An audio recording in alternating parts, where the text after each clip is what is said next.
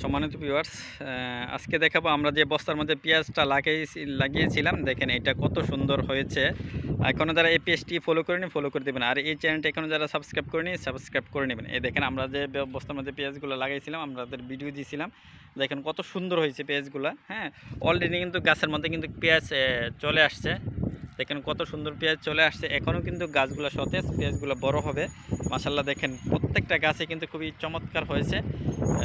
প্রচুর কিন্তু পেঁয়াজ হবে। যদি আপনারা চান এরকম কিন্তু আপনারা বস্তার মধ্যে পেঁয়াজ চাষ করতে পারেন। এই যে এরকম যদি চান আপনারা কিন্তু বস্তার মধ্যে পেঁয়াজ চাষ করতে পারবেন। এটা কিন্তু আমরা পরে লাগাইছি, আগে যেগুলো লাগাইছি এগুলো কিন্তু অলরেডি পেঁয়াজ হয়ে গেছে। আপনাদের দেখাচ্ছে আগেরটা।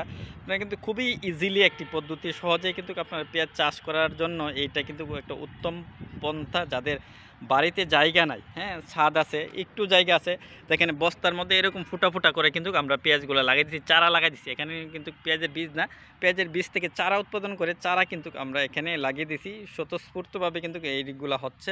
প্রচুর পরিমাণে খাবার দিয়ে কিন্তু মাটিটা প্রস্তুত করে নিয়েছিলাম আগেই। দেখেন আমরা আগে যে পেঁয়াজগুলো লাগাইছিলাম আগের বস্তাগুলো কেমন হয়েছে।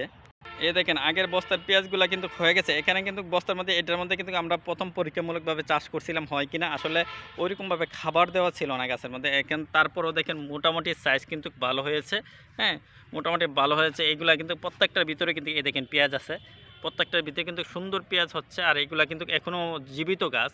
গাছগুলো আরও যখন শুকিয়ে যাবে তখন কিন্তু পেঁয়াজগুলো আরও বড় হবে, আরও পোক্ত হবে।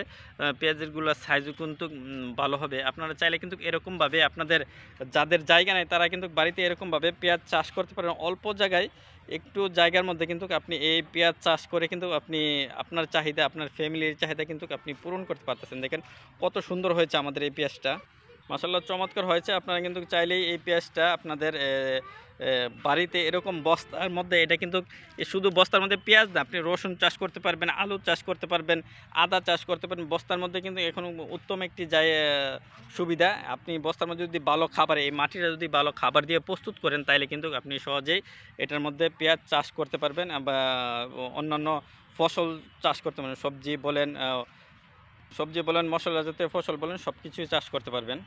দেখেন এটার মধ্যে কিন্তু আমরা পানি দেওয়ার জন্য কিন্তু সুবিধা করে নিয়েছি, যাতে করে কৃষকরা সহজেই কম খরচে করতে পারে। আমরা কিন্তু এই যে 2 লিটারের বোতল, এগুলো কিন্তু 3টা বোতল একসাথে জোড়া লাগিয়ে কেটে, তলাগুলো কেটে, নিচুগুলো কেটে জোড়ায় কিন্তু আমরা এভাবে পানি দিয়ে দিই। এটার মধ্যে সার এবং পানি দেওয়ার প্রসেস রাখছি। এভাবে পানি দিলে কিন্তু আপনার সারাটা বস্তা ছিদ্র ছিদ্র করে নিছি আমরা। বোতলগুলো দেখেন এরকমভাবে ছিদ্র ছিদ্র করে নিছি। হ্যাঁ, এরকমভাবে প্রত্যেকটা ছিদ্র ছিদ্র করে অনেক একটু দূরে দূরে ছিদ্র ছিদ্র করে নিয়ে কিন্তু আমরা বোতলগুলো প্রস্তুত করে নিচ্ছি, মাটির মাঝখানে দিয়ে দিচ্ছি, যাতে করে এখানে পানি সারাটা বস্তার মধ্যে পাই। এভাবে কিন্তু আপনারা সহজেই করতে পারেন। এখানে কিন্তু বেশি খরচ নাই, অল্প খরচে কিন্তু আপনি এই চাষটা করতে পারেন। কম সময়ের মধ্যে কম ইয়াতে কিন্তু আপনি চাষ করতে পারেন। ওকে ভিউয়ার্স, সবাই ভালো থাকবেন। আল্লাহ হাফেজ, আসসালামু আলাইকুম।